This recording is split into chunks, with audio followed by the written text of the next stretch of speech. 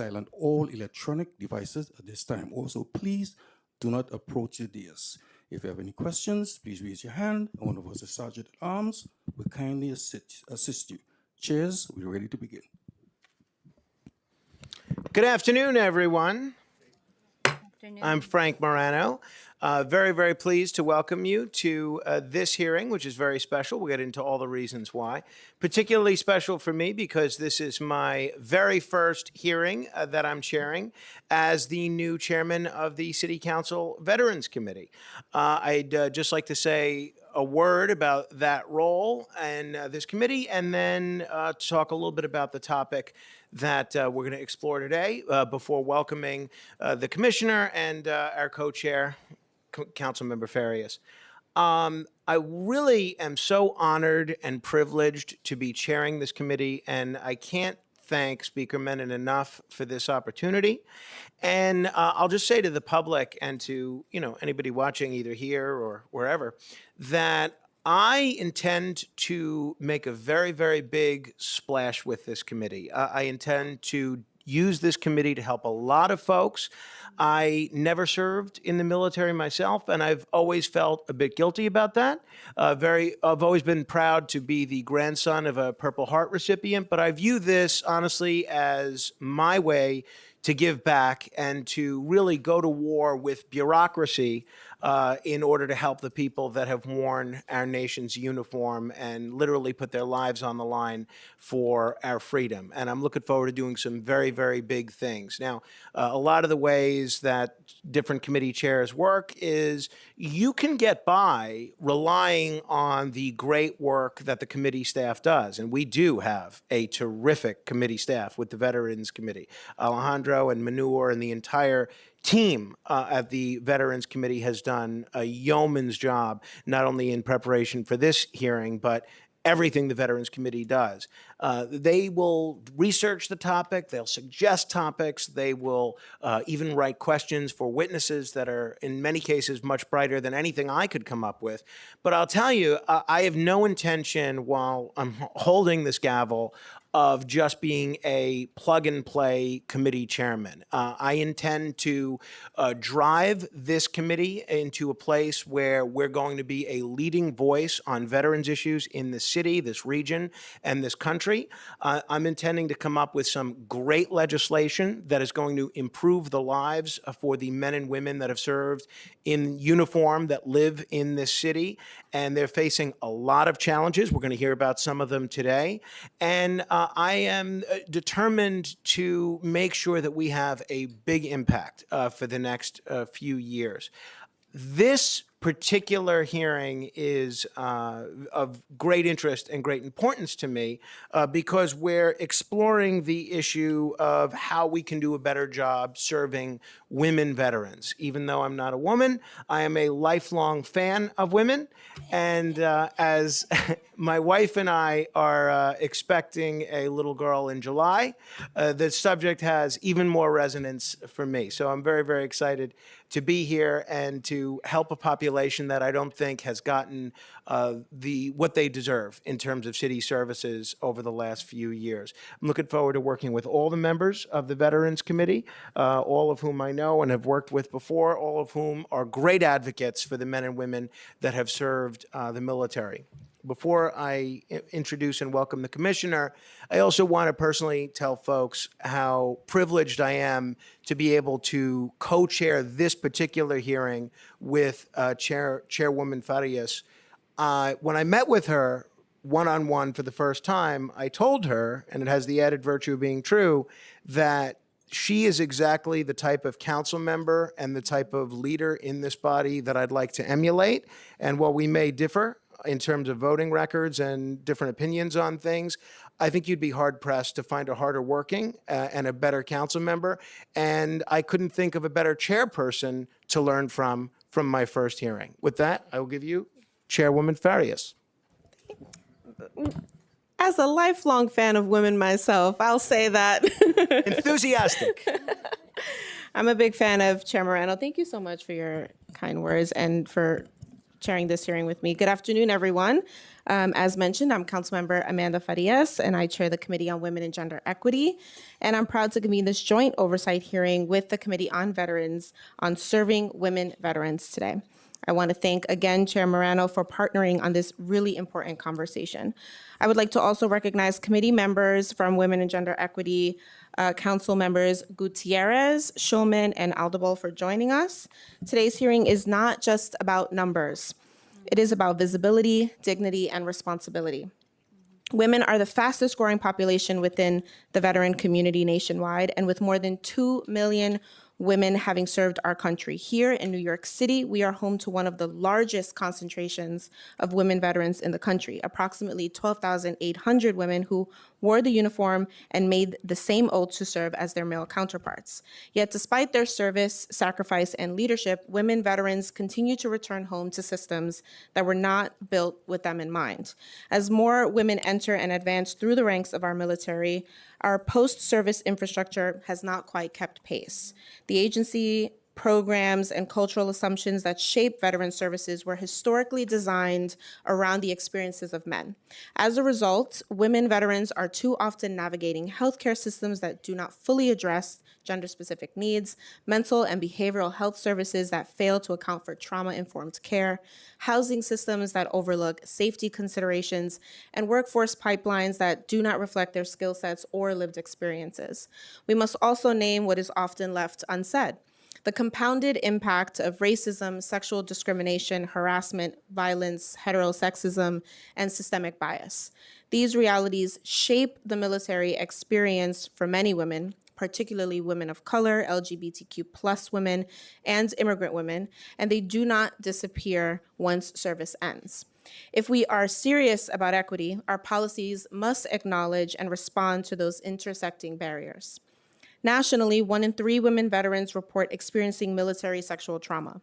Women veterans face disproportionately high rates of intimate partner violence, housing instability, and suicide compared to non-veteran women. Many report struggling to make ends meet despite having served their country honorably. These are not isolated statistics. They are indicators of structural gaps in care and in support. Women veterans deserve more than gratitude. They deserve systems that recognize the full scope of their service and meet them with competent, culturally responsive, and trauma-informed care. They deserve a transition from service member to veteran that affirms their identity, their health, their safety, and their economic security. Today's hearing is about accountability. It is about asking whether New York City is truly meeting this moment, how we're ensuring veterans are aware of and able to access the benefits they have earned, how are we addressing gender-specific healthcare and mental health needs? How are we protecting women veterans from homelessness and violence? And how are we collecting the data necessary to understand whether our interventions are actually working? There is clearly more work to be done, not only nationally, but right here in New York City. It is also my distinct personal privilege to congratulate our newly appointed commissioner of the New York City Department of Veteran Services, Yesenia Mata. Commissioner Mata's appointment is a meaningful moment for our city, and I look forward to working closely with her to ensure that all veterans, especially women veterans for today, receive the respect, care, and resources they have earned through their service. Leadership matters, and I'm hopeful that under her stewardship, we will continue strengthening how New York City shows up for those who have served. I want to thank the members of the Committee on Women and Gender Equity who have joined us today, as well as our committee staff, Julia Goldsmith-Pinkham, Katie Selena, Taylor Francisco, and Ali Stoffer, and my own team, Dan Curtin and Josephine Carras, for their preparation and commitment to this issue. And thank you again, Chair Morano, for your partnership. I look forward to a thoughtful and solutions-oriented discussion. I will now turn it back over to you. Thank you, Chair Farias. I want to, before we hear from our first folks, I want to pick up on what my colleague mentioned in terms of the importance of the topic we're exploring today. Women veterans represent one of the fastest growing segments of the veterans population, and for a long time, the experiences of women veterans haven't been fully reflected in policy discussions. And while a lot of the challenges they face are the same as what men are facing, many of them are specific to them, including access to gender-specific health care, mental health services, child care, and protection from gender-based discrimination and harassment. And what I'm hoping is that this hearing is an opportunity to review what's working, see where gaps remain, and how agencies and community partners can better connect women veterans to services. And also we can examine whether current outreach efforts are effective. Now, in addition to our oversight topic today, we are going to be hearing the following pieces of legislation, both of which I'm privileged to be a sponsor of. Reso number 0014, sponsored by Council Member Joanne Ariola, which would call upon the New York City Housing Authority to include an admission preference for public housing in its next proposed agency plan for all veterans of the U.S. military, and Reso number 0131, sponsored by my colleague, Councilmember Palladino, which would call on the New York City Department of Education to observe Veterans Day the Friday before November 11th if it falls on a Saturday, and the Monday after the 11th if it falls on a Sunday. Councilmember Ariola is not able to join us this afternoon, but we certainly look forward to hearing and discussing her resolution. Let me invite my colleague from Queens, Councilmember Palladino, to speak about her resolution. Thank you, Frank. Thank you, Chairman. Sorry. Anyway, good afternoon, everybody. It's a privilege to be here at the first Veterans Committee hearing. Being on the Veterans Committee for the last 4 years, starting my 5th year now. It was a pleasure to meet the commissioner in my office the other day. We had a very productive conversation and much needed. And I look forward to a very good working relationship moving forward. This is indeed an extremely important topic, one that is overlooked and just taken for granted most all the time. So to go to my reso, the reso is kind of cute because it was brought to my attention by the kids in my school districts and how important, because I honor the veterans once a year in my office. We do a veterans breakfast, and you cannot believe I have 27 schools. And out of those 27 schools, they write the most phenomenal cards. And my vets take it away with them at every single breakfast. So one of which was, why can't we get the day off from school to acknowledge Veterans Day? If Veterans Day falls on a Saturday or a Sunday, it's so important what a veteran does. These are kids telling me this, mind you. These are grade school and middle school kids. And I said, you know what, you're right. And I said to my chief, let's put together legislation whereas we can honor our veterans should the holiday fall on a Saturday or a Sunday. If the kids are smart enough to know how important Veterans Day is, well then, so should we be. So I'm looking forward to passing this resolution. Thank you very much, everybody. Thank you, Councilmember Palladino. I'm looking forward to today's testimony and to strengthening support for women veterans throughout New York City. I do want to acknowledge my colleagues, in addition to Councilmember Palladino, who are here today. From the Veterans Committee, you have Councilmember Phil Wong. Hello, Councilmember Wong. We have Councilmember Carmen De La Rosa. And I believe Chair Farias acknowledged them as well. But from our counterpart committee, we have council members Gutierrez, Schulman, Aldebal, and joining us via Zoom, Councilmember Santosuoso. Hello, everybody. Thank you, everybody, for being here. All right.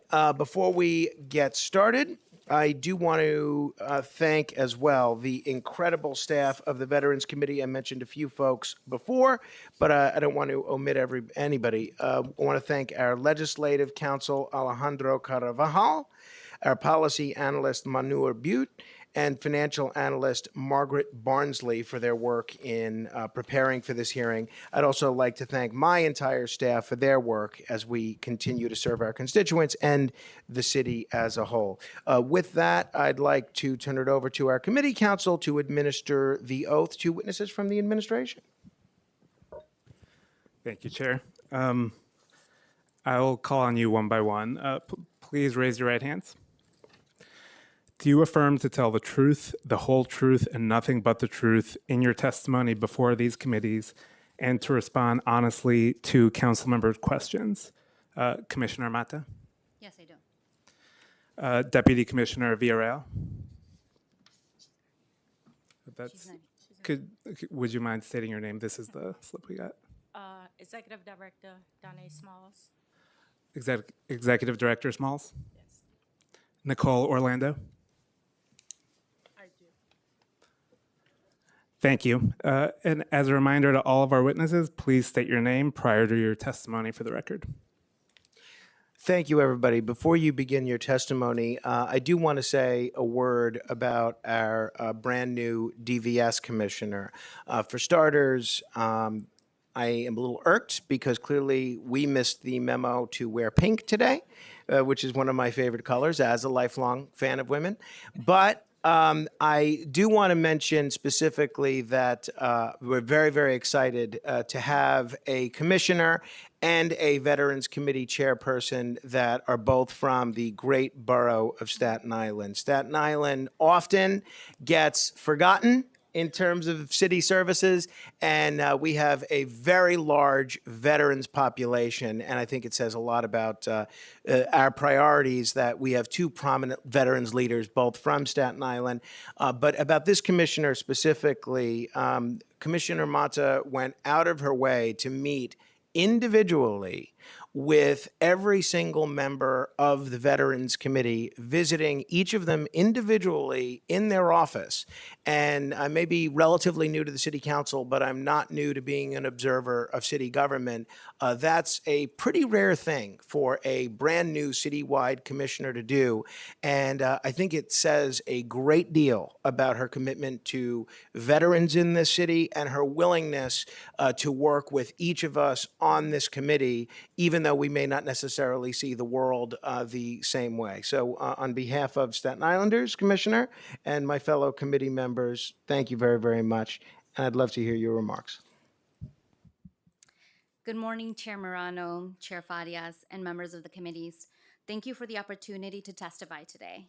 My name is Yesenia Mata, and I have the honor of serving as Commissioner of the New York City Department of Veteran Services. I also have the honor of serving as Captain in the United States Army Reserves. Today's hearing matters to me personally because it focuses on women veterans.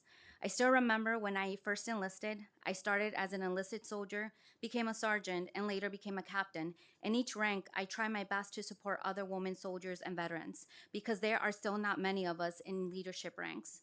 I also want to acknowledge military spouses and children. They serve too. I know that deeply as a military spouse myself and what it feels to be separated from your partner. Women veterans and military families do not all have the same story, but we share the same core truth. We served. And when a woman veteran is not seen or supported, it affects more than just her. It affects her family too. That is a reality this hearing is confronting. Women's service is growing, yet women veterans are still too often overlooked in how systems identify them. Today, I want to offer an overview and what role the city can play alongside the U.S. Department of Veteran Affairs. More than 2.1 million women veterans live in the United States. 580,000 veterans live in New York State. About 131,000 in New York City, including 15,678 women veterans. Research focused on New York shows two themes. Our veteran population is more racially and ethnically diverse than the national average, and many veterans, especially women and minority veterans, report difficulty navigating the systems designed to serve them. And I'm going to repeat that number again. More than 2.1 million women veterans live in the United States, 580,000 veterans live in New York State, and about 131,000 in New York City. And again, including 15,678 women veterans are vetted here and have registered here in New York City. Women are also the fastest growing group within the veteran population. That matters here in New York City, where diversity is the norm and where support is spread across federal, state, and local systems that do not always feel connected from the resident's point of view. That is what I want to focus on today, visibility and how it affects access and outcomes. Often support starts with a simple question: have you served in the US military? If that question is never asked, or if it does not feel safe to answer, doors stay closed. When veterans do not self-identify, they are less likely to be connected to benefits and care they earned, and they are less likely to be counted in systems that shape policy and funding. For women veterans, there is an added layer. They are making those decisions in a culture where the public image of a woman is still too often male by default. So self-identification is not just a checkbox. If self-identification is a front door, the next question is why so many women veterans do not walk through it. One part of the answer is a handoff after service. Research shows that efforts to support women's transitions have too often been treated as a health-focused supplement rather than a whole of life handoff that accounts for the full realities of living services. There are a few common barriers we should keep in mind. First, not everyone sees themselves reflected in veteran messaging. Many women veterans describe not being recognized, including not being seen as real veterans in the way the public imagines military service to be. Second, practical barriers compound hours of operation, child care needs, privacy, and comfort in check-in and waiting spaces all affect whether someone follows through. Third, access is not just whether care exists, it is whether someone can actually reach it. Phone access matters, long holds, drop calls, and no callbacks can turn people away. And for many women veterans, access is all about trust. Nationally, VA screening data have long shown that about 1 in 3 women who use VA healthcare report experiencing military sexual trauma. That reality shapes how people approach this. Finally, for some women veterans, service is not something they want to narrate to strangers. That includes trauma. It also includes the simple reality that many people want to move forward from their service. But life happens. Later, those same individuals may need health care, benefits, housing, stability, or help navigating systems. RAND has warned that the VA may still fall short in meeting women veterans' mental health needs, particularly for care related to combat trauma and military sexual trauma. The result is straightforward. When the path to support feels unclear, unwelcoming, or unsafe, people stop trying and systems can confuse low utilization for low need. Where the VA fits. I have talked about what women veterans experience on the ground. I also want to briefly name the federal systems they depend on. The U.S. Department of Veteran Affairs is a primary federal agency responsible for veterans' health care benefits, such as disability compensation and pensions and cemeteries and memorial benefits. Over time, the VA has built more formal structures to address women veteran needs. For example, Congress established the Advisory Committee on Women Veterans in 1983 and created the Center for Women Veterans in 1994. Even with these improvements, participation in VA healthcare still shows a gap. In 2023, about 930,000 women veterans were enrolled in VA healthcare and about 650,000 sought VA medical care. Those numbers tell a story. The system is serving many women and still not reaching many others. Enrollment and utilization are not the same. Getting someone enrolled does not automatically mean they are connected, comfortable, and consistently accessing care where the city agency fits. With that as a backdrop, I want to bring the focus back to what we can control at the city level. Our job is practical. We help women veterans move from eligibility to access, and we do it in a system where support is spread across federal, state, and local lanes that do not always feel connected from the resident's point of view. In 2025, DVS served 1,509 veterans across our core service areas. Of that total, we served 393 women veterans through housing stabilization, employment support, VA claims, assistant entrepreneurship services. The most common needs we see are benefits, navigation, housing stability, and employment support. That aligns with New York-based research showing that navigating systems, especially for women and minority veterans, is often the biggest hurdle. Our role is to simplify that path. We connect veterans to the right federal, state, local resources, explain the process in plain language, and stay engaged with them. We do not assume women veterans will find us through traditional channels. We build pathways with other organizations that already have trust and credibility with women veterans, including women veterans in Columbia University, the National Association of Black Military Women, and the Women Veterans Alliance and the Pink Berets. We also collaborate with city partners, including the Mayor's Office to End Domestic and Gender-Based Violence Mayor's Office for People with Disability, and health and hospitals because women veterans need needs are often intersectional, and because safety, stability, and access care are connected. We also see clearly that women veterans are not only seeking services, they are building enterprises and creating jobs. Through our Boss Up Veteran Entrepreneurship Program, 28% of winners across 3 cohorts are women veterans. Looking ahead, we are also monitoring federal development that may impact women veterans' access to reproductive health care, because shifts at the federal level often show up first as confusion at the local level, and confusion is a barrier. And because many women veterans do not self identify in the first place, the work begins even earlier. We have to help women veterans feel seen and included before they ever need us. What DVS does for women veterans: at DVS, we approach support for women veterans through a simple frame: connect. We connect women veterans to the right place, including VA healthcare benefits assistance, mental health supports, housing navigation, and trusted community partners, with an emphasis on warm handoffs and clear next steps. Reduce barriers. Some barriers are informational, some are logistical, and some are cultural. We try to reduce all three by explaining the systems plainly and meeting people where they are at. Respect lived experience. Women veterans are not a monolith. They are a diverse across race, ethnicity, age, era of service, family structure, disability status, and identity. Our job is not to force a single veteran story. It is to make sure women veterans can access support without having to fit someone else's stereotype. What we are asking for at this stage, based on what we see every day, there are 3 areas where partnerships from the council would make a real difference. First, normalize asking the question everywhere. Women veterans are not always going to volunteer their veteran status. Systems should ask respectfully and routinely in ways that feel safe and purposeful. Have you served in the U.S. military? Making that question standard practice across city touchpoints. Second, help veterans understand who does what. When veterans do not understand the split between city navigation and federal provisions, they often think, this is not for me, I will get it later, or do I want the hassle? Clarity is a form of access. We welcome opportunities to work with the City Council on materials and messaging that clearly explain what DVS does and what the VA does.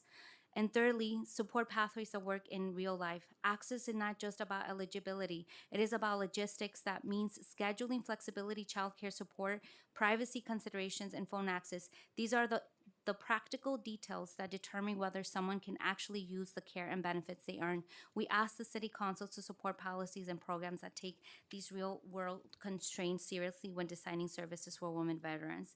And now I will close with this. Women veterans have always been here. Our responsibility now is to make sure women veterans do not have to fight a second battle at home just to get care, benefits, and support. That standard will start here today by making them visible. It continues with self-identification that feels safe and worthwhile, and it depends on coordination between the VA, the city, and trusted community partners. Thank you for the opportunity to testify today. I look forward to continuing this work with the committees and answering any questions you may have.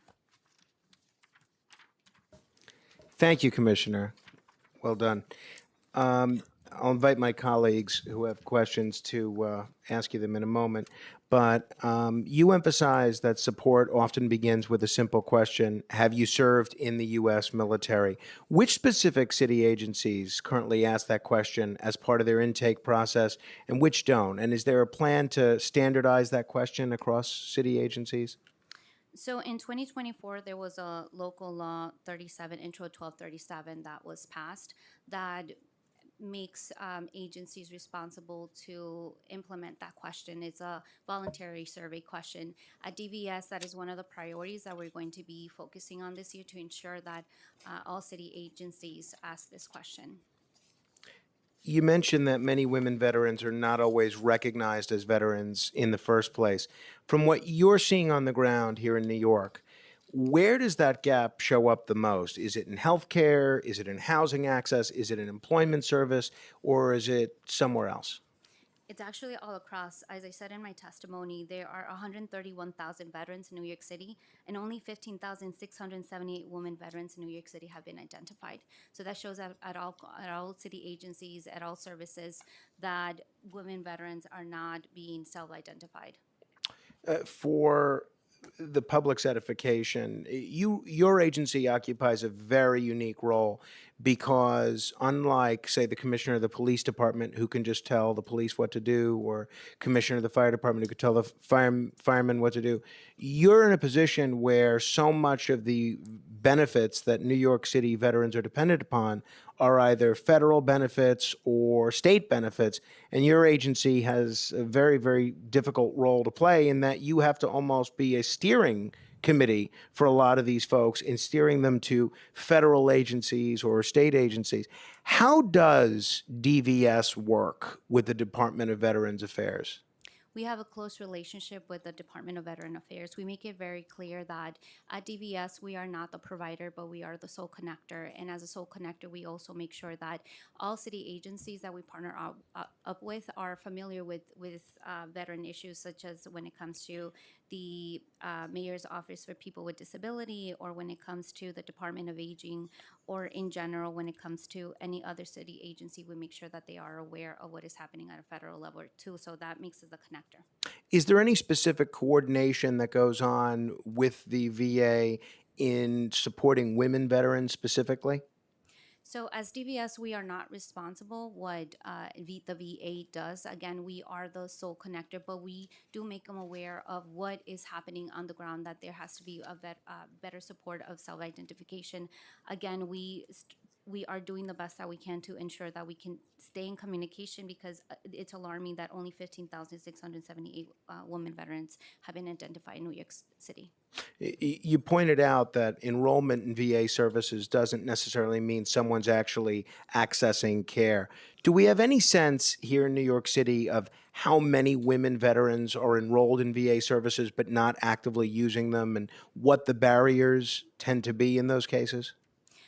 So I'm going to pass that question to my Deputy Chief of Staff, Nicole. But before that, what we are noticing is that in one of the services that we do provide, what is through the VA claims unit, when women veterans do come, they either are coming for disability or unemployment, but through that process, then we are able to see that at times they're coming for other services too, whether it is that they would like to be connected in the community or in their neighborhood, or even that they experience some sort of sexual trauma and that they would like additional services and support.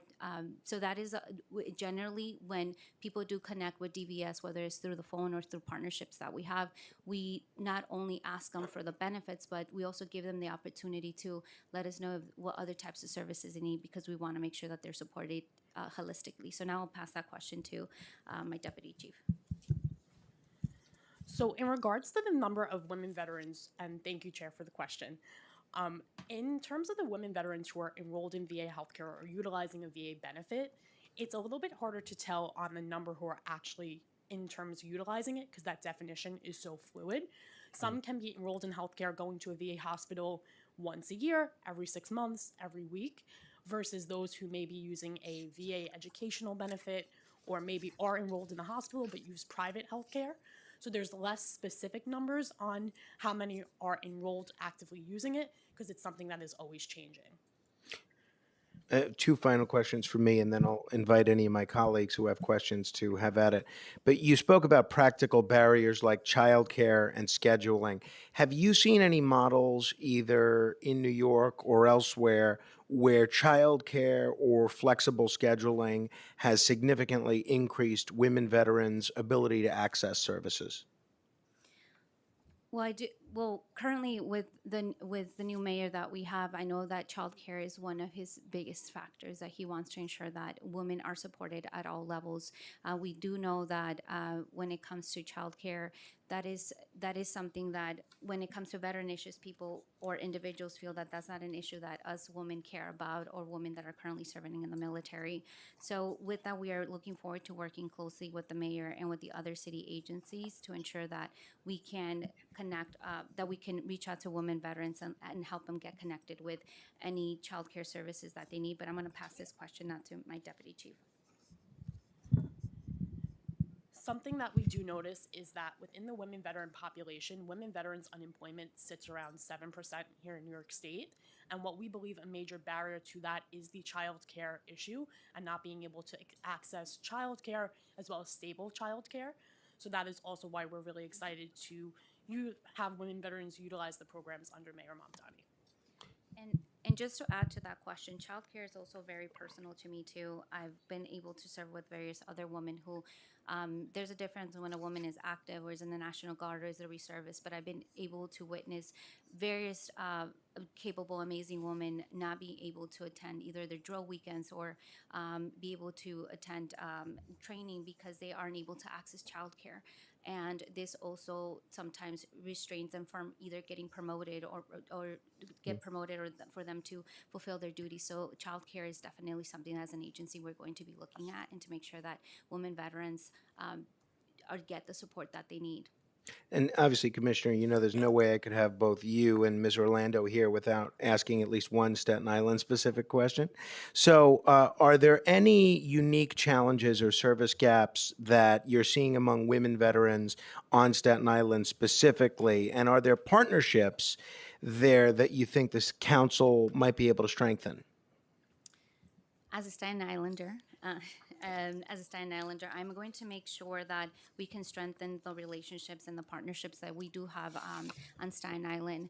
What we are seeing is that Staten Island is often the forgotten borough, and as the new commissioner of DVS, I'm going to make sure that the voices of our partners are included in these services, and I know that my colleague here will be able to answer the further questions on that. Additionally, I think Staten Island sometimes sits at a little bit of a disadvantage in the work that we do because we work very closely with student veterans. So there's 120 different schools and universities across the 5 boroughs, but as we know that now there's only 2 schools on Staten Island. So I think for us, we're working to continue to build out, which we have strong relationships with CUNY organizations as well as with Wagner. And then I think just separate of all that, working more closely with community boards that our team has started some of those initiatives and being able to continue on those as well. Thanks very much. Chair Farias. Thank you so much, Chair Morano. I have a couple questions before we kick it over to our virtual council member for her to get her question in. In terms of the work that you folks do at DVS with the U.S. Department of Veteran Affairs, can you give me an overview of what that looks like? So at DVS plays the sole connector to the services or that the VA provides. An example is that as a sole connector, we connect.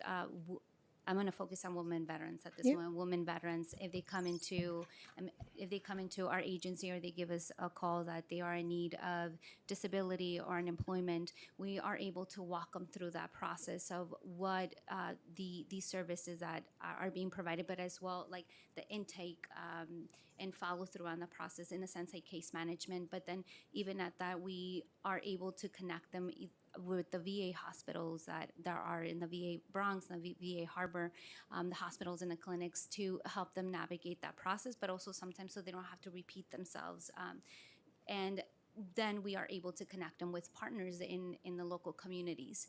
That is just one example, and I'm giving disability, but also when it comes to housing, if someone comes into our agency or calls our agency or is able to meet us at a partnership event, if they are in need of housing, what DVS does, which is one of the major navigation referrals that and services that we have, is that we help them with the intake. We walk them through the entire process. It's in a case management. If they are able to be placed at a housing, even though we're not the provider, we make sure that they are placed. And then after that, there's an aftercare process. And I'm going to let the executive director of housing explain on that. Thank you, Chair and members of the committee. After veterans are housed, we do follow with aftercare services. Just get nice and close to that microphone if you would. After veterans are housed, we do provide aftercare services where we also reach out to our community partners for long-term care because we are a referral agency. So, but we do follow through with aftercare for 22 months and after if needed. So, sorry, just to interject for a second. So I guess where my thought process has been going is there a natural connection between the U.S. Department of Veteran Affairs to DVS here to say this quarter or this end of month, here's a list of veterans that have told us they're making their way to their family in New York or New York State, New York City. This is now hopefully a good partnership for you folks to take over and help us be that connector. And then if so, how often is that playing into our communication with the self-identification, for example? Because the difficulty I'm having is where's the other missing part with we don't have folks that are self-selecting in, which we know even just with city government services, that is always a challenge to get people to opt in, even to the free stuff, let alone with, I don't know, where's the miscommunication part? So can someone talk to that lens? Yeah. We as DVS we do get a head count of individuals that are transitioning out of service. With that head count, what DVS does is tries to reach out to them to be able to help them with the services or just to be aware of what's available to them. To that, I know DVS has been in partnership in ensuring that employment is one of the biggest factors, and we want to tackle that on very first head on, because we do know that if someone is not financially stable, that can lead to homelessness or to further mental health issues. So I know my colleague here will be able to provide certain examples around that. So we receive two different types of data of those transitioning out of service. So one of them is the DD-214 data, which is the document that someone gets when they're leaving active duty service. And then we also get the DD-2468, which is the document that someone can fill out up to 18 months before transitioning out that notifies the state that they will be coming home to that state. We recently had language updated in the National Defense Authorization Act that instead of someone not filling out the box to share the information with the state, it automatically would opt them out of it. Now, if they don't check that box, it automatically opts them in. So we will receive that data. So that is a new update that we're hoping to have. How recent? That happened 2 or 3 months ago. Okay. Yeah. Is there any way that we can reach out to like U.S. Department of Veteran Affairs to see if they can backdate some of that contact info or anything? Yes. So for those specifically, since someone can fill it out like up to 18 months in advance, a lot of the information that we're getting is someone who still hasn't gotten out yet. So they are able to backdate in that sense. And we're working very closely with them to make sure we're getting as much data as we can on that front. Okay, that seems like a great improvement to better our communication with at least the folks that are coming in to our city and our state. And then I have some questions around gender-specific outreach strategies that DVS employs. What does that look like for the agency?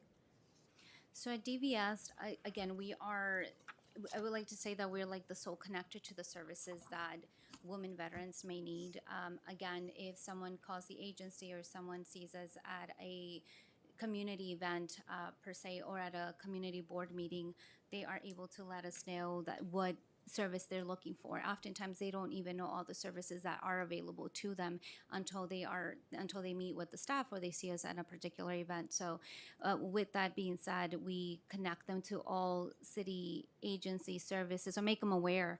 But additionally to that, we also make them aware of any sort of support in the community, such as connect them with nonprofits. For example, if there's a family who's having veteran concerns, veteran families concerns, how can they integrate back into the community? We have the Military Family Advocate Program that was actually launched in 2023 in Staten Island, and we're trying to do that across all 5 boroughs. And I think that will be a great start to begin talking about self-identification, because I think to your point that to your last point about self-identification and those that are transitioning out, oftentimes when they're transitioning out, they don't know where they could put their skills at sometimes in the civilian world, sometimes they feel like the military skills are not transferable, when in reality there's some of the best employees that agencies or the nonprofits can hire. So with that, we try to holistically help like the individual, and that's why in my testimony I really wanted to emphasize the military families and their children. Yeah, that makes total sense.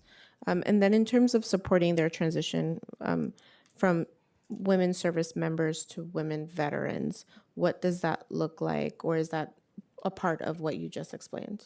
Yes, so when it comes to veterans, oftentimes people feel that it is those that served, but even in the military, there's veterans even within the military. Sometimes some of them extend their contract. So, and if they extend their contract, some of them want to serve up to. It just depends what kind of service they want to have, right? So, what there is a missing point is that when people think about women veterans, they're just thinking of those that served, and they're just focused on that pool, which that is great. However, we need to make sure that we can also reach women veterans while they're in service, to ensure that they can transition out smoothly, because oftentimes that is what happens, that once they get out, people feel that their military service skills are not transferable, and that causes a lot of anguish, a lot of issues.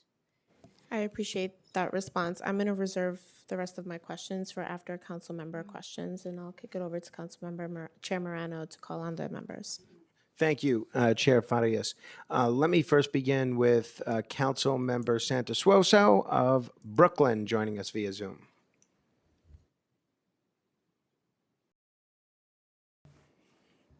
Council Member, can you hear us? Councilman, oh.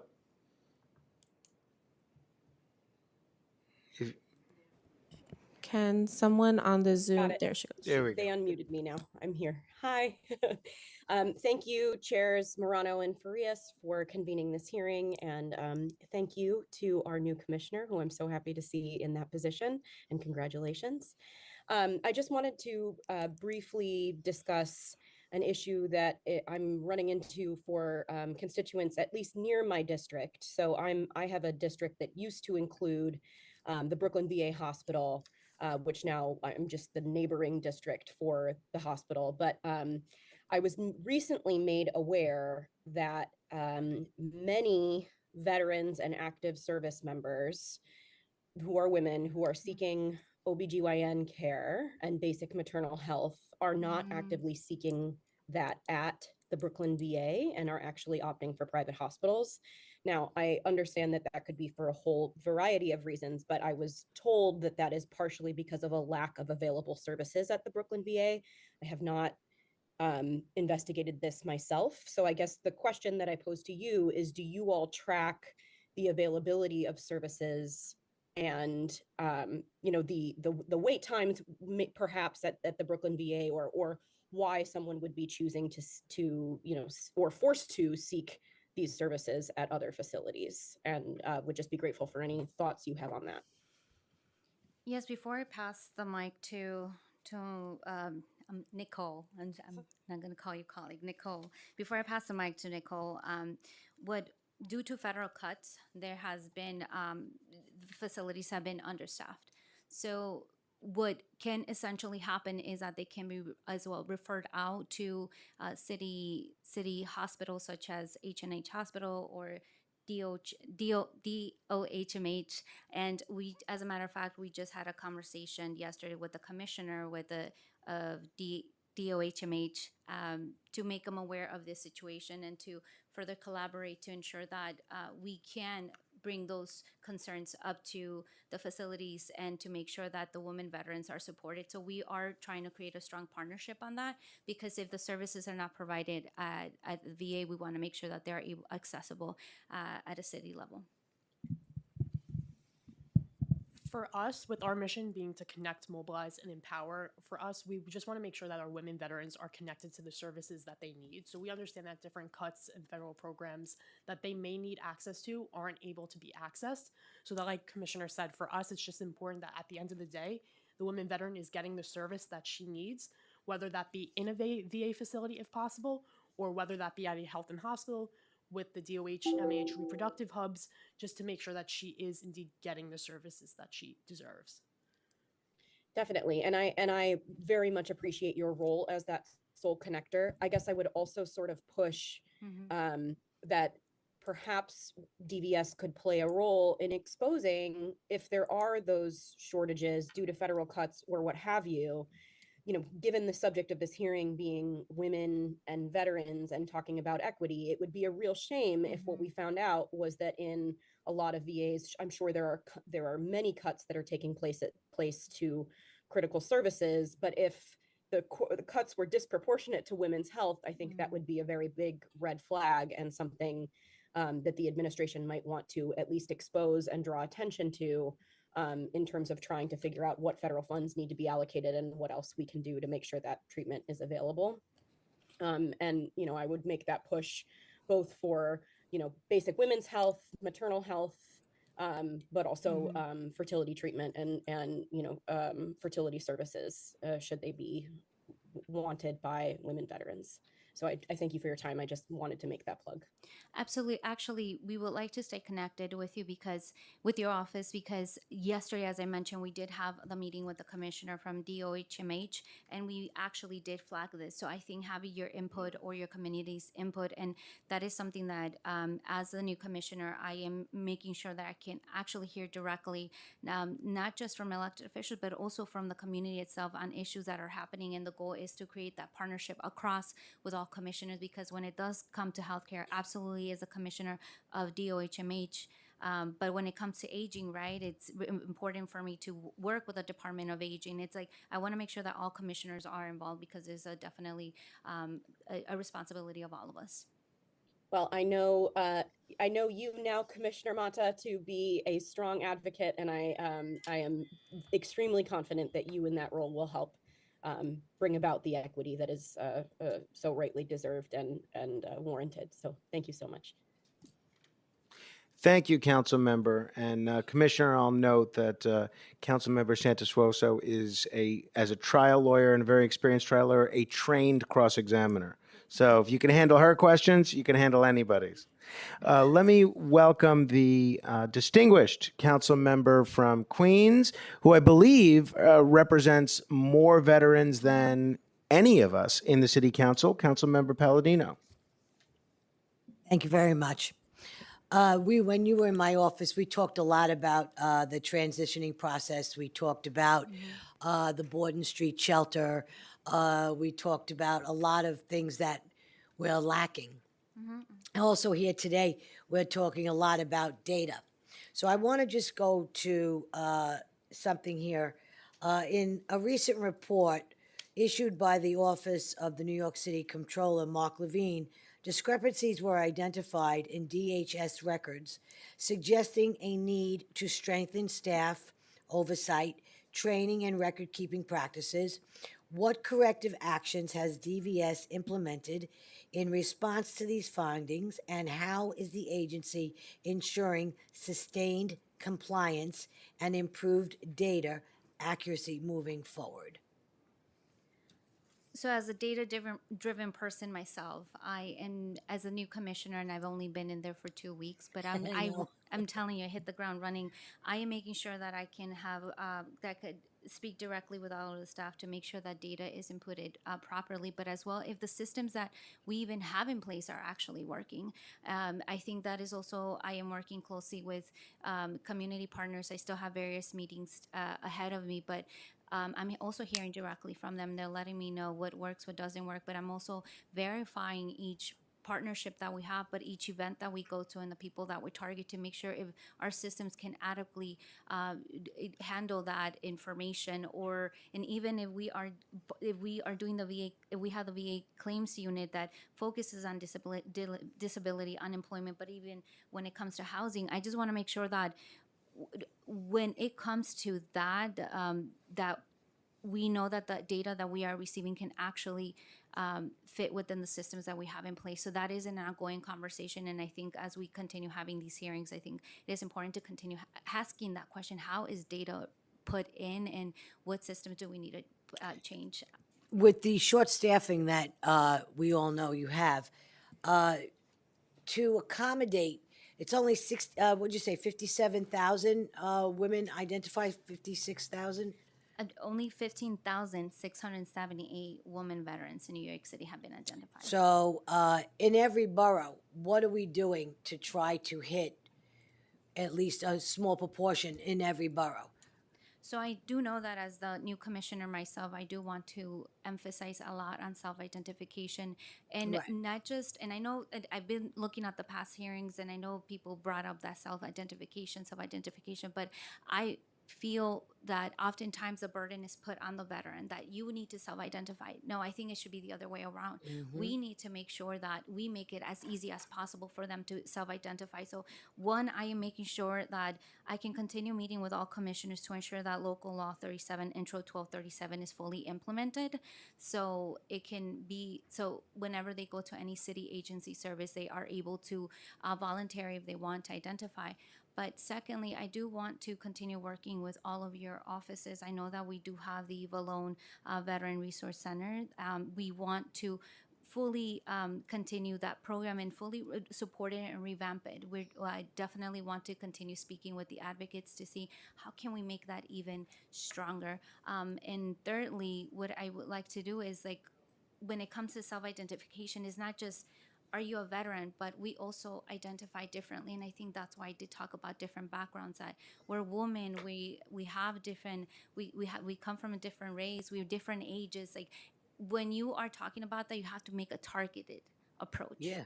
So again, I think to your point, I'm really looking forward to working with your office, because even in your with your constituents, you also know what is the best way to reach them. I mean, when I was in your office, I just saw how people were coming in and how they were able, they felt safe in that spot. In Yeah, that they area, really right? did. So I think I have these are ongoing conversations.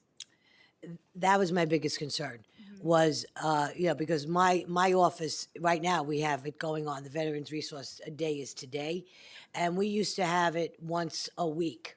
And then we were cut to twice a month. Now I'm down to once a month. And my office right now is jam-packed. And, I know we go back to self-identify. I'm not even going to go there. The 56,000 that have identified, how are we reaching them? What do we do present day now to reach those women? So I can only speak on I'll pass the mic to Nicole shortly, but I could only speak that the way that we were able to get that number, particularly that number, 15,678, either was through reporting, but and data, but also through our services that we provide at the agency, through the VA claims unit, whether they were coming in for disability or unemployment, or through the partnerships that we had with the mayor's office to end domestic and gender-based violence. It just depends on the type of service that they're looking for. But Nicole, can you elaborate more on that? Then I'm guessing you lose track of a lot of people with everything that you just named, right? So a specific event that I think has been super helpful to point towards, just to give an idea of how we try to engage that population, is that we host, in partnership with the Mets every year, a transition or military summit to bring all of our resources and partners into one space. We actually have a specific track that goes for women veterans, so bringing in different groups that speak to the unique challenges that a women veterans face. So we try to market in that sense. We've done postcard mailings to make sure that those older veterans are being touched as well. And then we also do social media pushes and just really try to emphasize that all of our partners will be in the same place. I think to your point of, people falling through the cracks or losing people, what we try to make sure is that we have comprehensive and holistic services, to where if someone is filing their claim with our claims specialist, they're going to come back because they need help with getting a job. Or maybe they want to start their own business. Or maybe they want to be involved in our Dwyer peer programs. So for us, it's making sure that we have enough offerings and services that will keep them coming back, as well as Danae's team runs the aftercare, even when they're housed, following up on them. So being really intentional about what that next step is after they're helped initially. How many are there doing this? Like, this is very noble, your cause. It's an understatement. And you're working on a very tight budget. So as the Veterans Committee, we've lived through 4 years as far as I've been on this committee, and we're constantly reiterating the underfunding. So what can we do if we join forces with Amanda's committee? What can we do to advocate for you so that you're actually able to get the funds that is necessary so that these workshops can happen? Queens is, what do we have? 2.3 million people living in Queens. That I'd love to help more. How do we go about setting up these workshops, especially if we're talking about young women who are in their prime, 30 years old, 40 years old, even early 50s. You know, it's never too late to start your own business. It's never too late to stand on your own 2 feet. You need the help that you need in order to get this off the ground. So how do we go about it? I mean, a little resource center in my office or in any one of the 51 offices that we have throughout the city. What can we do to go beyond all of that?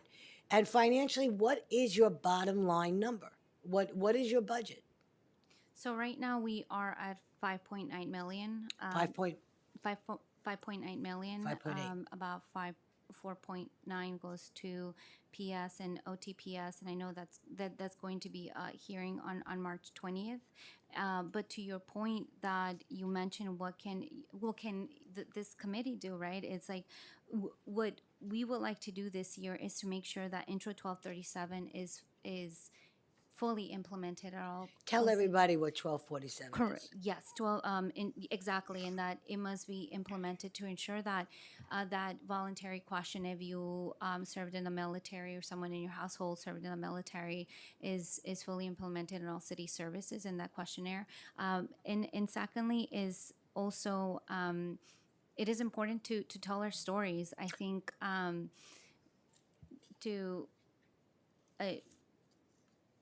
tell our stories. I think what is very unique here in this hearing, we were able to showcase that when people think about veterans in itself, they always think about just that one image, right? That they're men, but in reality is that it's coming in different shapes, different sizes. So I think telling our stories in the sense of when you are in the budget hearings, but as well giving the opportunity to the advocates themselves, they have a lot of ideas in mind that perhaps that we can support them on making sure that their deliverables are met with whatever city contract that they may have, because they may have certain contracts that are not with DVS, but they have it with someone else. So I think amplifying those services that they're giving and making sure that their deliverables are fully supported and well, Nicole ended up saying that. Well, go ahead, Nicole. So I think even for us, just, putting the budget piece of this to the side, I think for us what's important is that we have a lot of great programs and services that go on now, and what we would just like is for that, the highlight of those programs. I think whether it's hosting our flyers in your office or a QR code that links to the work that we're doing, I think for us it's all about amplification of what we're doing. I think that for us is something that we can reach more people being locally in your offices, in the communities. So as simple as just having a flyer that someone may walk by and say, hey, that's something I'm interested in, means a lot to us as a small city government agency. I think entrepreneurship, I'm all for small business. That's what I come from. And I think with these young women coming out and transitioning, I think the transitioning really should start at an earlier stage, way before they get out. We talked about this in my office. And also how to get started in your own business, to be self-sufficient, to stand on your own 2 feet, whether you're married, you're not married, fiance, no, you got to be able to stand on your own 2 feet. And these young women, especially those who come out of the military, are so disciplined, and they have the best training going. On that note, Councilmember, I just want to try and get to some of our Okay. colleagues. I'm But happy to we come gotta back work to you. together on that. All right. Want to welcome Councilmember Schulman. Thank you. Thank you very much. And welcome, Commissioner, and congratulations, and look forward to working with you in this new role. A couple of things. One is I wanted to talk about what Councilmember Santososo brought up. I'm the chair of the Health Committee, so whatever I could do to be helpful there with the Commissioner, I'd be more than happy to do that. I also wanted to mention that my great aunt was a sergeant in the Women's Army Corps in World War II and served very long in that, and was got a number of accommodations and all of that. And I just what I wanted to ask you. So in my district, I actually have a hold on. There's only one organization that helps women veterans in particular, which is Samaritan Daytop Village. So can you tell us what kind of work that they do for women veterans? Thank you for that question. So we are very familiar with the services that Samaritan Daytop Village provides. We have a lot of members in our community who speak the praises of the work that they do. We also have previously attended the graduation ceremonies, which are always amazing to see. And I'll pass over to Danae for more specifics, but I think for us, it's highlighting that work that they're doing. I know for women veterans specifically, they hold different substance abuse programs as well as mental health support, and that's something that we've supported in the past as well and look forward to doing so. Because I'm going to be funding them for the first time this year, so. Yes, and we also assist them with housing. So they make referrals to our agency in regards to housing all veterans, but especially women veterans. And can you elaborate more like on the services and the housing, just so you could fully understand? Yes. So at DVS, we house all homeless veterans, but we go through the intake process. We assist with gathering documentation. We also provide guidance throughout the whole process. So I have 3 staff that works closely with the veterans to walk them through the process. And then once we establish housing for them, we also provide aftercare services. Aftercare is for 22 months where we follow them from day 1 move-in to the 22-month mark to make sure that they're okay, they don't have any issues, and if they do have issues, we can just basically advocate for them and assist with any needs that they have. I know, thank you very much. I think it's important for people to know that we have services like that specifically for women veterans, and I look forward to working with you and them. Thank you. Thank you. Thank you, chairs, very much. Thank you, Councilmember. Councilmember Wong.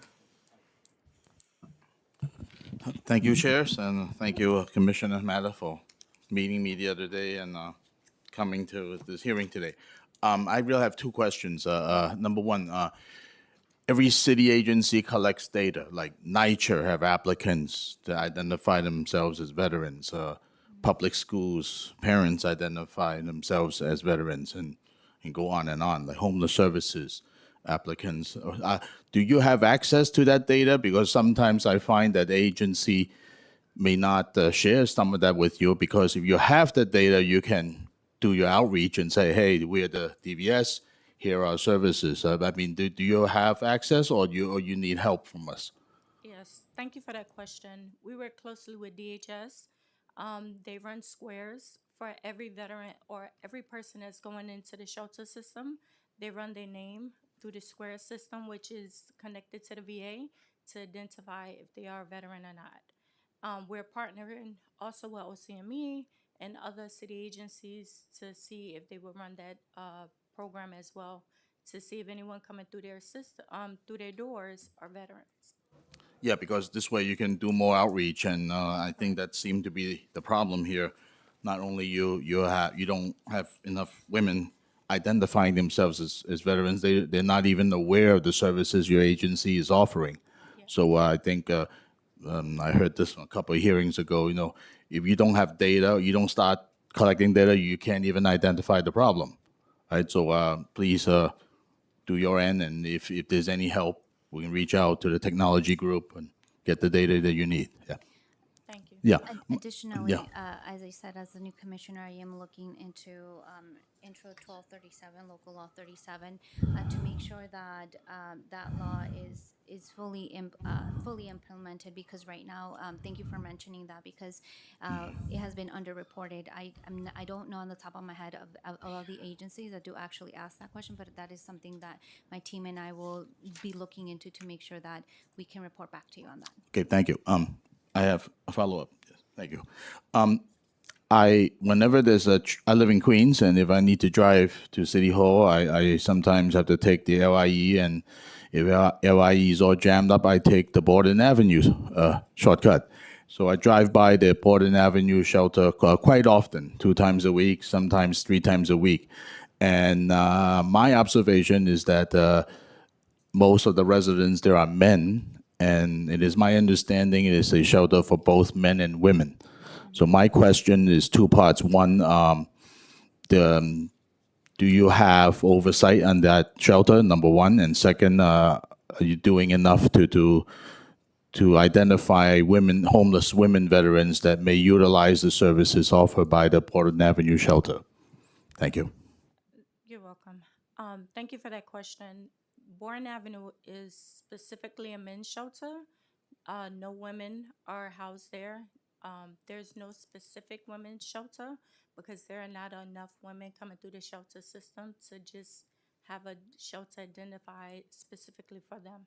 But they are in the shelter system, and DHS do reach out to us when women veterans come through the system.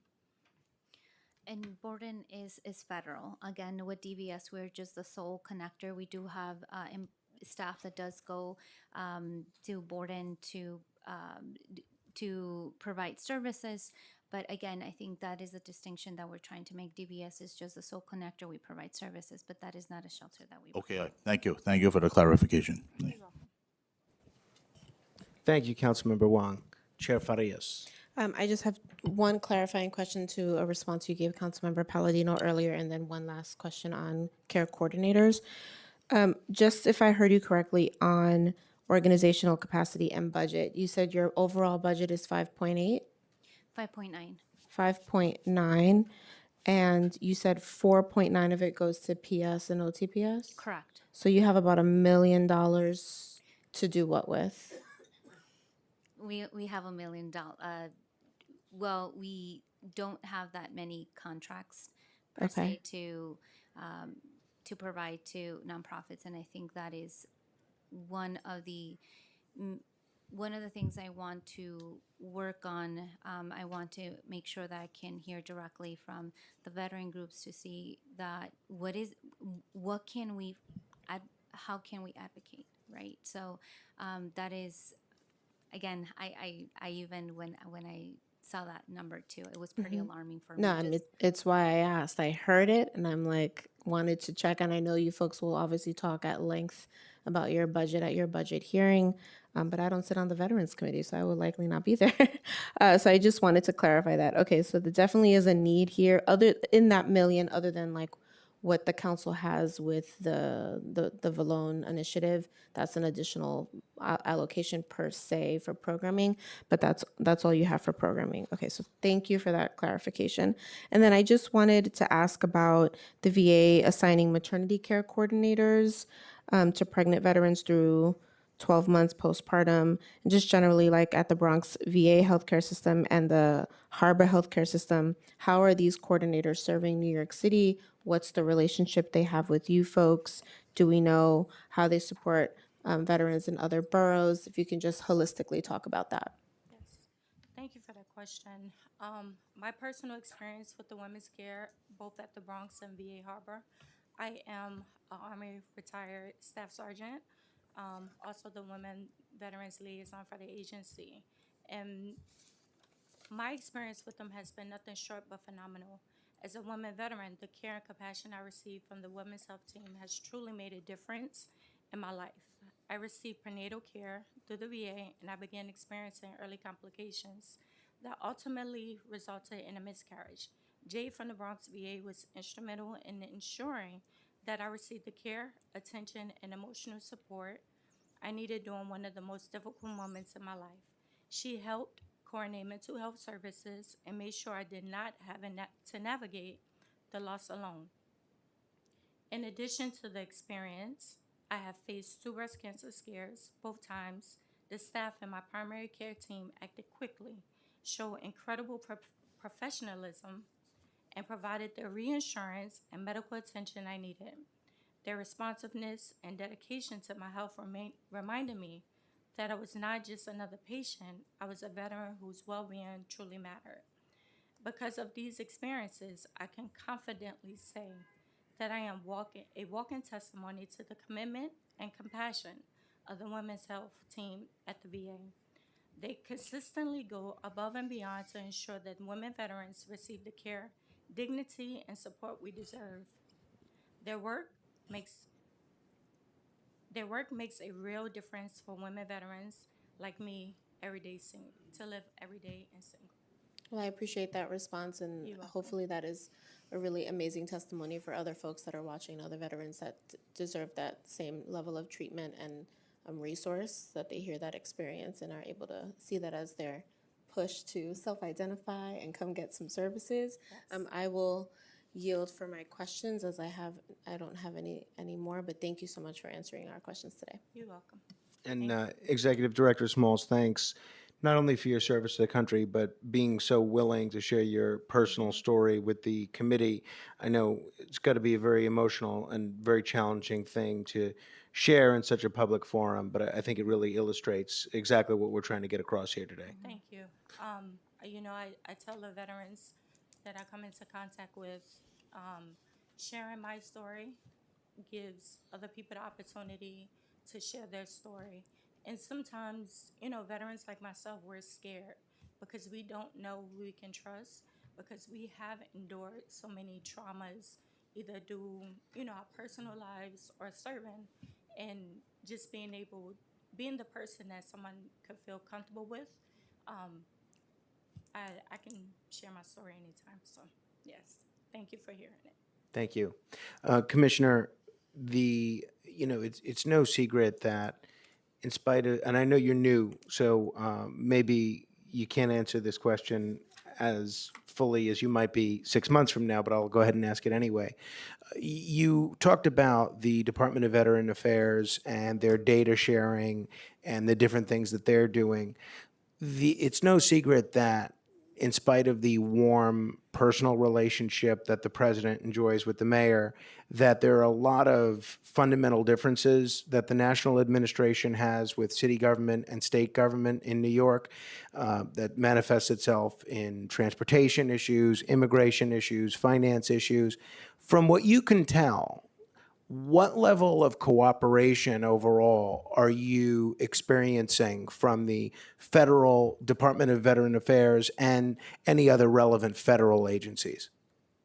So a DVS, and I think that is a very important question because we're trying to make that distinction of what DVS is, right? So at DVS, we are just a sole connector. We are a city agency, a New York City agency. So that is sometimes the confusion that people do have, whether they think of us as the Veteran Affairs, and they think that anything that happens at a federal level, that we are also connected, or that we have, I would like to say, some sort of pull to be able to change whatever happens at a federal level. So I think what we're trying to make clear is that at DVS, we are just the sole connector, and that whatever happens at a federal level, we try to best to communicate it, whether that is through the city agencies or the city partners that we have. And so I think to that response, I would just stick to that we are just the sole connector at a city agency and not responsible what happens at a federal level.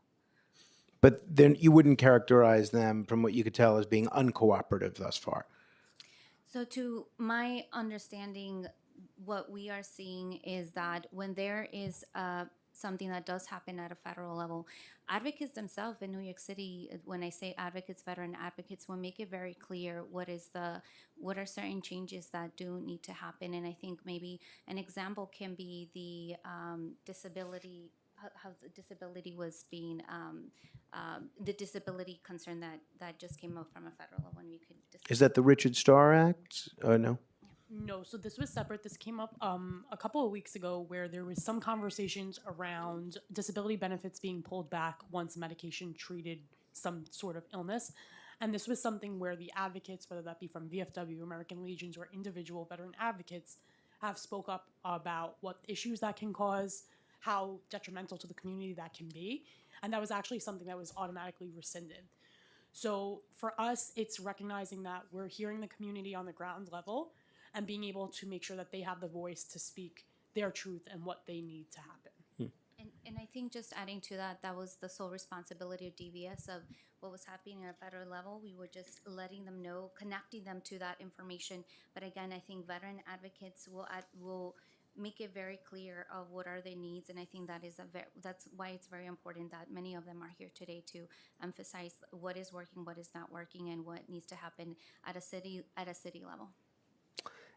All right, my last question is, in your testimony, Commissioner, you alluded to a lot of female veterans not self-identifying because of stigma and past experience.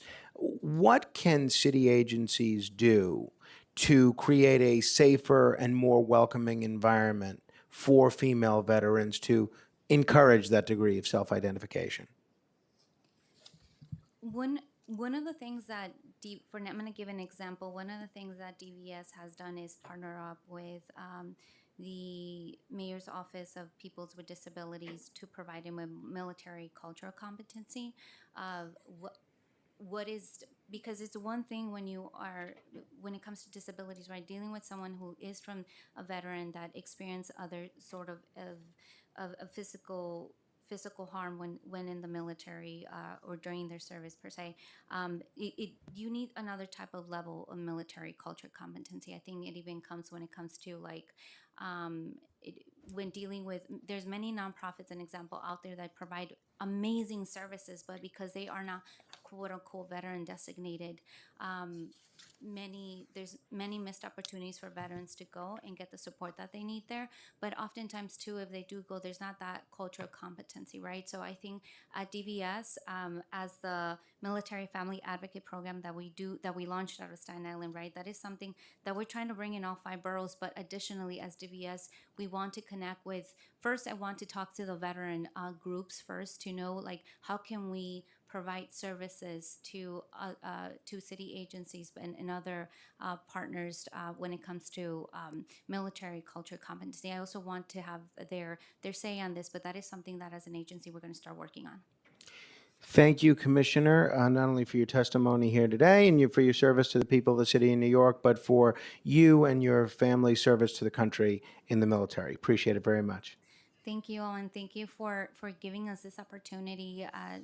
Again, as I know my testimony also ran longer, but I think this was an opportunity that oftentimes women don't get the opportunity to speak out on what's going on. And thank you for giving me that chance to talk about what women veterans go through. And I'm really looking forward to also hearing all the testimonies from all the advocates to know what, as an agency, we need to work on and how I can better support them too. Thanks very much. Thank you, Executive Director Smalls and Ms. Orlando as well. Thank you. All right, we are going to open the hearing for public testimony at this point. I'll remind members of the public that this is a formal government proceeding and that decorum shall be observed at all times. As such, members of the public shall remain silent at all times. The witness table is reserved for people who wish to testify. No video recording or photography is allowed from the witness table. Further, members of the public may not present audio or video recordings as testimony, but may submit transcripts of such recordings to the Sergeant at Arms for inclusion in the hearing record. If you wish to speak at today's hearing, please fill out an appearance card with the Sergeant at Arms and wait to be recognized. When recognized, you'll have 2 minutes, if we're feeling generous, might give you an extra minute, to speak on today's hearing topic, which is serving women veterans. We will hear all in-person testimony first and then turn to testimony on Zoom.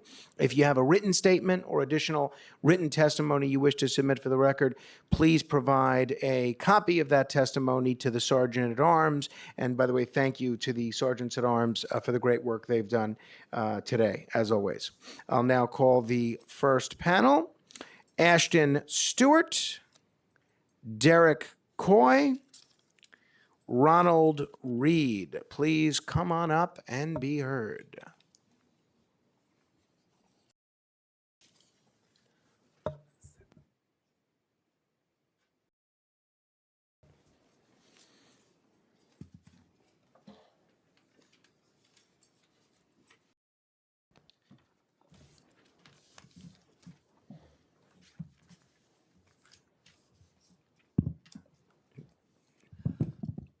Good morning. My name is Ashton Stewart. Thank you, Chair Morano and Chair Farias and members of the New York City Council Committee on Veterans and Women Gender Equity for holding this hearing.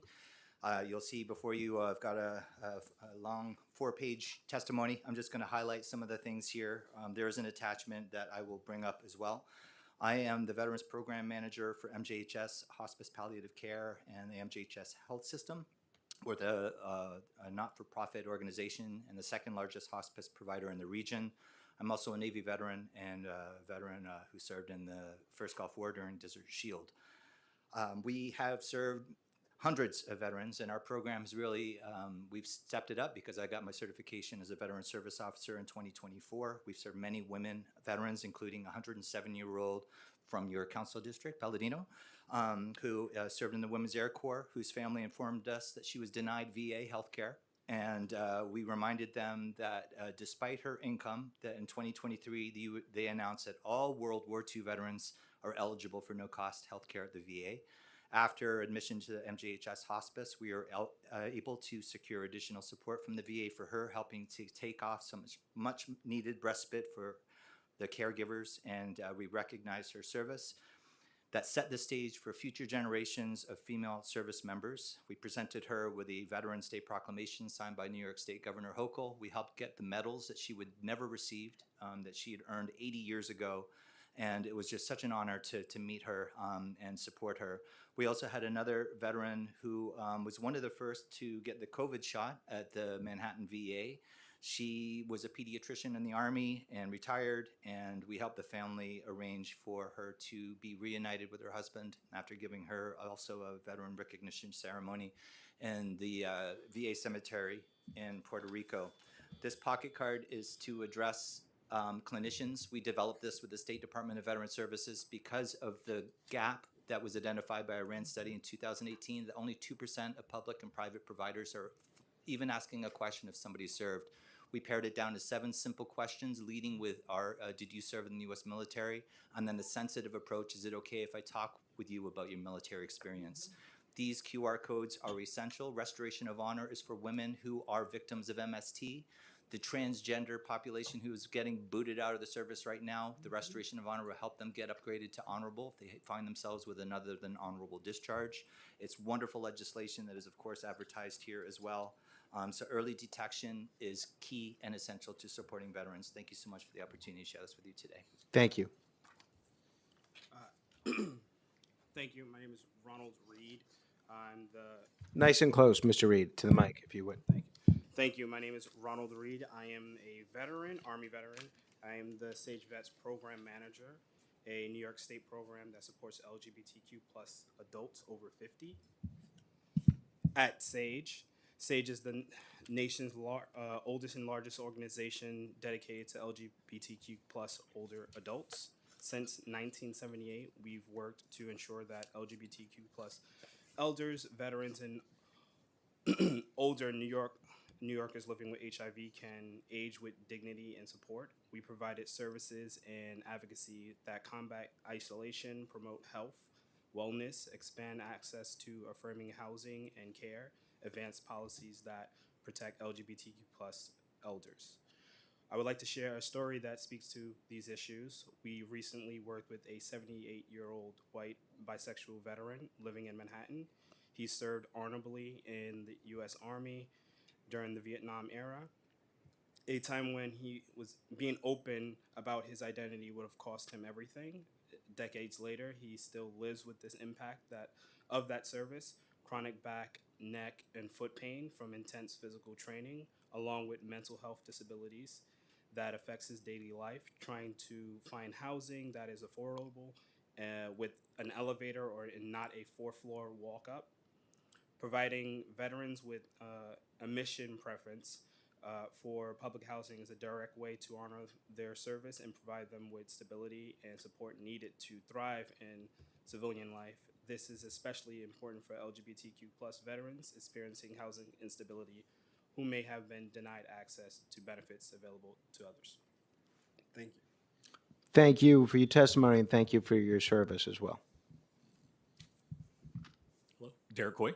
Thank you, Chairpersons Farias and Morano, and members of the committee for the opportunity to testify on behalf of the New York Health Foundation. My name is Derek Coy, and I'm a senior program officer at NY Health. I'm also a former sergeant in the United States Marine Corps and veteran of the Iraq War.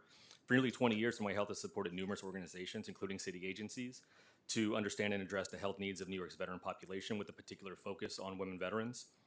Women have served this nation honorably in every war since our nation's founding, often in unacknowledged roles, yet full gender equality in military service remained out of reach for generations. Since the cap on female participation was lifted in 1973, the number of women serving has grown steadily. Today, women are the fastest growing segment of the veteran population and are younger and more racially diverse when compared to their male counterparts. Despite this growth, significant gaps remain in our understanding of women veterans' health and well-being, particularly on highly consequential issues such as suicide and justice involvement. At NY Health, we've invested in research to help close these gaps, such as the first comprehensive review of veterans' health and social service needs in 14 years, as well as a study of minority veterans in New York State, both of which centered women voices in the process. We offer several findings as a resource to inform the committee's work in our written testimony, but since my time here is limited, I would like to harp on a few that I believe are paramount. Research indicates that women veterans face distinct barriers to accessing care and other support. A 2020 Syracuse University study of women in the military found that more than half did not feel prepared to navigate resources in their community after their time in service, compared to just 37% of their male counterparts. This likely contributes to one of the most pressing issues veterans face, that of suicide. Tragically, veteran suicide remains a chronic problem, and mortality data underscore this disproportionate risk women veterans face. In 2022, the national suicide rate for women veterans was 92% higher than for non-veteran women. We know veterans involved in the justice system are twice as likely to die by suicide compared to veterans with no history of criminal justice involvement. At the same time, women have become the fastest growing incarcerated population in the US. However, there is limited data on women veterans' involvement with the justice system. Beyond these sobering facts, it is hard to fully grasp the complex and intersecting dynamics of suicide, justice involvement, and gender, since they are often underrepresented in data and surveys due to privacy concerns and small population sizes. Without timely, reliable, disaggregated data, women veterans remain statistically invisible even as disparities persist.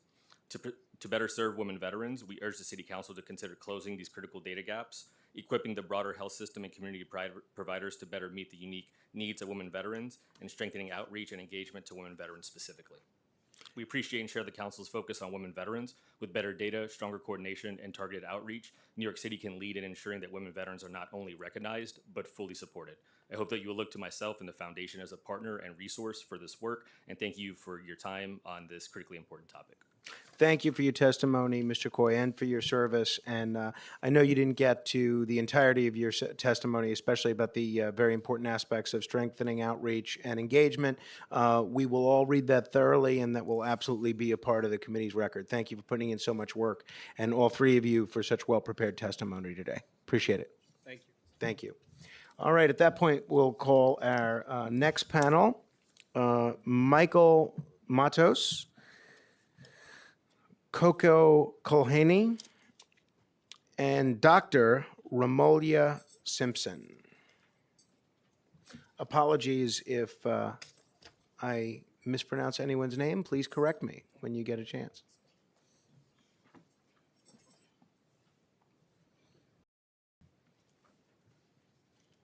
Go ahead when you're ready. Good afternoon, Chair Morano, Chair Farias, committee members. My name is Michael Matos, and I serve as the president of 5 Borough Veterans.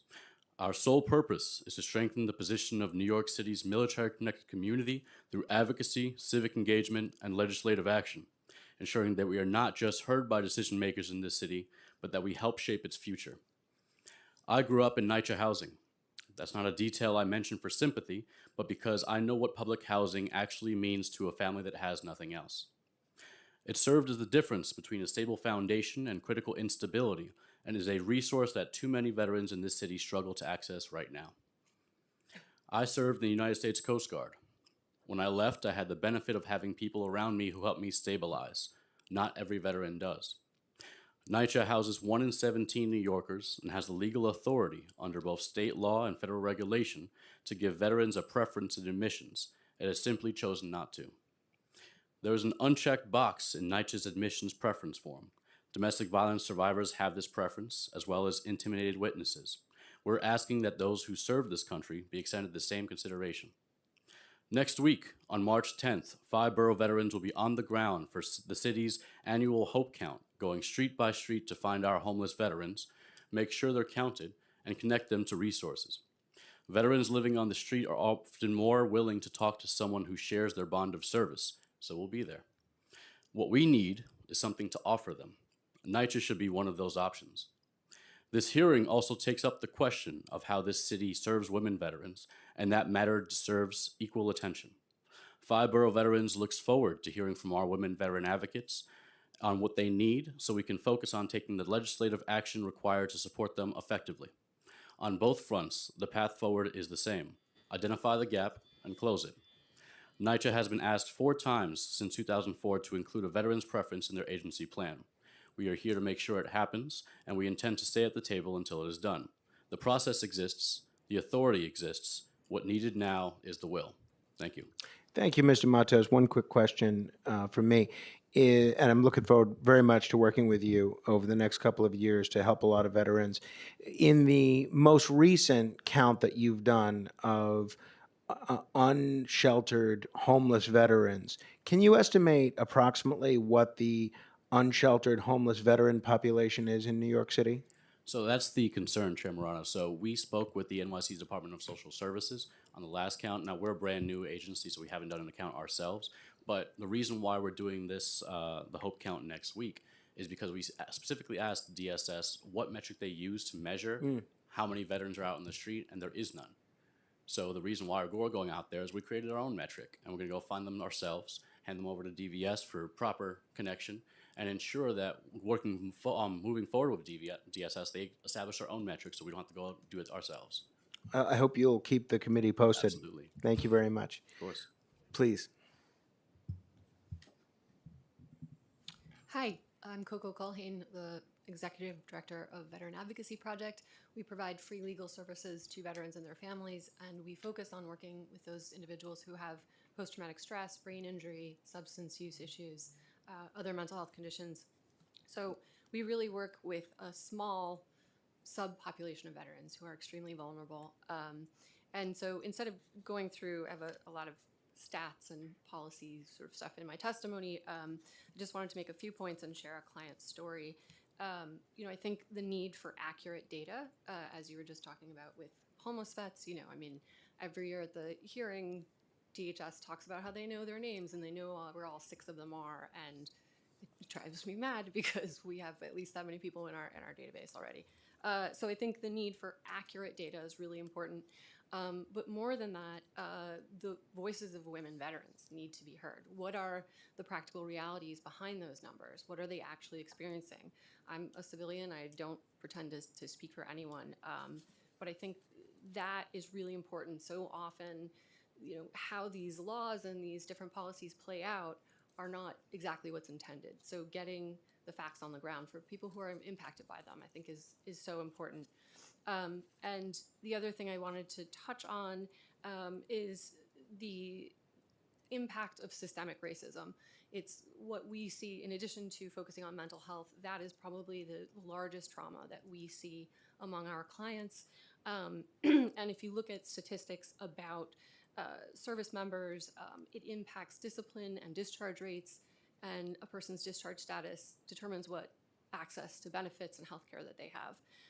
So just to give you a quick statistic, something like, I think 60% of women veterans are white, 53% of our clients are women who are Black, 83% are women of color. So you see there an incredible imbalance. And so if I may share Please. A client story, I think it exemplifies some of the challenges. And again, this is among the most vulnerable individuals, but we had a woman who served in the Navy in the early 1980s. She was doing quite well, and she was then raped in her barracks. She turned to alcohol and then marijuana. She was discharged, other than honorably. And she spent the next 35 years being unsheltered, struggling with addiction, and she had a stroke, she had lung cancer, she finally found supportive housing, and then was facing eviction because she was, trying to get by on supplemental security income. She had never told anyone she was a veteran, ever, in those decades. She was referred to VAP for services, and we represented her in housing court and public benefits, but we also represented her with her VA claim and the Department of Defense to get a discharge upgrade. And what she experienced was that despite the fact that there were medical records showing she had gotten pregnant, despite all of the different providers that she had gone to for her PTSD, the Board of Correction of Naval Records denied her upgrade because one record said that she was 29 when she was raped. And they pointed out she would have been out of the Navy for 2 years at that point. So one number that may have been a typo among thousands of pages or what has held her back On the VA side, she was granted service connection for her PTSD. They believed her, but a procedural error has kept her from getting the monetary benefits that go with that. And so we appealed it. She has been waiting more than 3 years just on that appeal. Her claim started 6 years ago. Last month, I received an email from the VA saying that she is 9,306 in line for a hearing. So that's some of the realities, that people are struggling with, and not all women veterans, obviously, but those are the ones I think we have a responsibility to make sure that we're creating programs and reaching out to. So thank you for your time today. Thank you, Ms. Culhane. And you may say that you're not here to speak for anyone, but something tells me there are a whole lot of veterans that are glad you're speaking for them. And on March 10th, we're going to be doing a roundtable, myself, Councilmember Salam, and Councilmember Banks, on issues specifically facing Black veterans. It's going to be right here, and I hope you'll come to that as well. Okay, Dr. Simpson. Hi, my name is Dr. Simpson. Ramoya Simpson is my name. Thank you. And I'm here on behalf, well, first of all, I'm a U.S. Army veteran. I've served 6 active duty years and 10 inactive duty years. Okay, we work as, when I say we, I mean just us volunteers, because we hear what the problem is. So we just do work as a volunteer, like veterans volunteer, and in the trenches, basically. So, and we proudly support DVS in its ongoing effort and and secure, safe, and stable housing for the veterans and families in need. In the past year alone, we have proudly served, and Executive Director Donnie Smalls doesn't even know this. We've proudly served 102 veterans, just us on the ground. So thank you, Commissioner. Thank you, DVS, again for that. Helped providing them connections to essential services, resources. We specialize in assisting veterans impacted by military sexual trauma, drawing from lived experience to provide compassionate, informed, and peer-centered support. Their leadership and partnership strengthened our ability to deliver meaningful volunteer services that directly assist local nonprofit organizations such as NAM House, NAAM House, and My Brother's House through collaboration, shared resources, and coordination to housing solutions, while reinforcing the community support system that empowers those who have served. Thank you very much. Thank you. At this point, I'll invite our final in-person witness, Mr. Joe Bello of New York Metro Vets, to come on up, and then we'll get to Zoom testimony.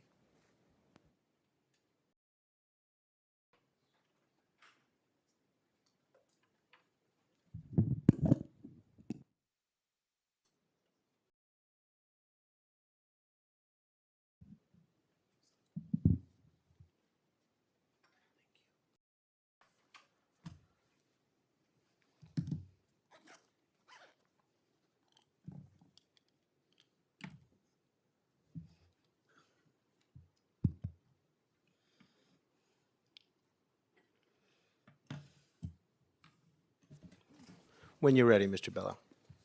Okay, before I begin real quick, I just want to make a note that I do support the resolutions that were today, so I'd like to see them both pass. Anything Thank you. around data and education are real important, so. Chair Morano, Chair Fiaris, and members of the Veterans and Women Gender Equity Committees, thank you for holding this long overdue hearing. All veterans are entitled to the benefits they have earned, yet men and women often experience military service differently and return to civilian life with distinct needs. I appreciate this hearing as the last City Council hearing focused specifically on women veterans was held in 2008. And that's when DVS was still the Mayor's Office of Veterans Affairs. So since then, the landscape has changed. Our veteran population has aged, and the number of women veterans have steadily grown. However, the city's capacity to identify, measure, and proactively respond to their needs has not kept pace. I would like to make 3 central points on this. Nearly 15,000 women veterans call New York City home, representing more than 10% of our veterans population and one of the fastest segments. Yet our policies, our reporting, and outreach systems have not kept pace with their growth or their distinct needs. First, We cannot serve what we do not measure.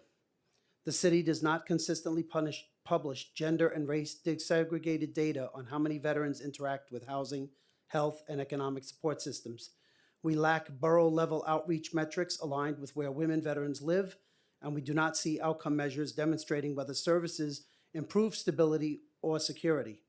A recent audit also found data insecurities and missing legally required ports from DVS.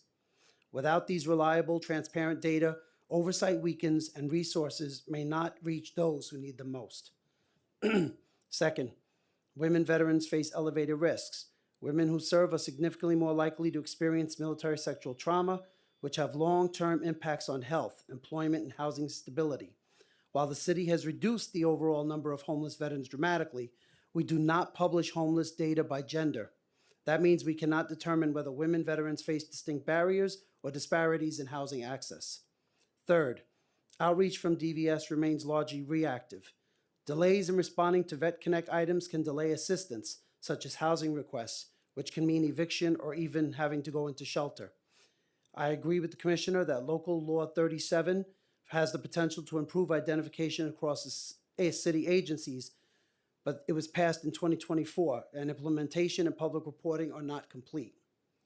I also urge, I would also urge, besides the implementation of Local Law 37, quarterly disaggregated reporting and having DVS consider publication of a woman veteran strategic plan with measurable goals, outcomes, and timelines. Women veterans have served with distinction. They deserve city systems that see them, measure their needs accurately, and respond effectively. Thank you. Thank you very much for your testimony. All right. Thank you to all of you who came here to share your thoughts and experiences today. If there's anyone in the room who wishes to speak but has not yet had the opportunity to do so, please raise your hand and fill out an appearance card with the Sergeant at Arms at the back of the room. But barring that, that concludes the in-person portion of our public testimony. So we'll now move to remote testimony. If you're testifying remotely, please listen for your name to be called. Once your name's called, a member of our staff will unmute you. You may then start your testimony once the Sergeant at Arms sets the clock and cues you to begin. We will begin with someone who I'm not sure if I've ever heard testify at one of these hearings before, Christopher Leon Johnson. You may begin. Hello. My name is Christopher Leon Johnson. I support all the resolutions on this ticket, but I want to make this clear that I pray that this new commissioner, Yesenia Mato, succeeds in her position as DBS commissioner. But I want to make this clear that I think that next time when we have the pre-budget hearings, they should start questioning her about, like, what was that situation with her with ICE, the ICE agent is telling her, get the F out. I'm going to stop you there, and if you do not remain on topic, we will mute your microphone. So if you'd like to remain on topic and give testimony towards serving women veterans in New York City, you can continue. I am, man. You got to calm down, okay?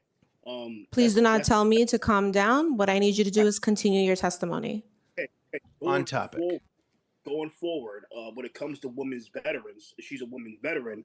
I just want, when it comes to women's veterans, when it comes, they need to prioritize women's veterans from getting NYCHA units over the people that we could tell, like, they just sleep around all day and they get everything. It's just like, it should be like that. People that serve this country first should get prioritized than the legal immigrants and people that just come fresh out of prison, like, who just completely is like a criminal. That should be the thing. Going with this resolution. Decline. Yeah. So hello. Yeah. So basically, in a nutshell, I support resolutions on the bill. Going forward, I say this coming up forward, the veterans should be prioritized more than everybody else. That, like, who just do good in the city, Black city, where we prioritize the migrants and people that, like, commit all these crimes in the city, and they get put on a pedestal. They get parades and stuff like that more than veterans. Thank you. Your time expired. Thank you, Mr. Johnson. Thank you. All right. If there's anyone else currently on Zoom who wishes to speak but has not yet had the opportunity to do so, please use the raise hand function and our staff will unmute you. If there's anyone else present in the room who's not had the opportunity to testify but wishes to do so, please raise your hand. And what I'll just add as a point of personal privilege for everybody, obviously, this is a group of people in the room that's very well connected in the veterans community. This is one of the most important topics, serving women veterans in New York City, that I could possibly think of for the city council to address. And I'm grateful to the 7 folks that testified in person and even the one gentleman that testified via Zoom. But I can't help but think that there are dozens, maybe hundreds of other folks that we could have heard from today and either didn't know about the opportunity to testify at this hearing or they weren't able to make themselves available to testify. To the extent that you're able, we're going to be covering a lot of important subjects with this committee, and I know Chair Farias covers a lot of important subjects with her committee. I'd really appreciate it if you could spread the word throughout your circles, your social groups, your professional circles, your volunteer circles, that we're really eager for the testimony of veterans, particularly female veterans, and we're taking their feedback into account as we formulate the next oversight steps and as we formulate legislation. I think there's a lot of folks that have a lot to add that we didn't necessarily hear from today. With that, I will invite Chair Farias to give her closing remarks. You've said it all. Wow. This hearing is now adjourned. Gavel us out. Thank you, everyone.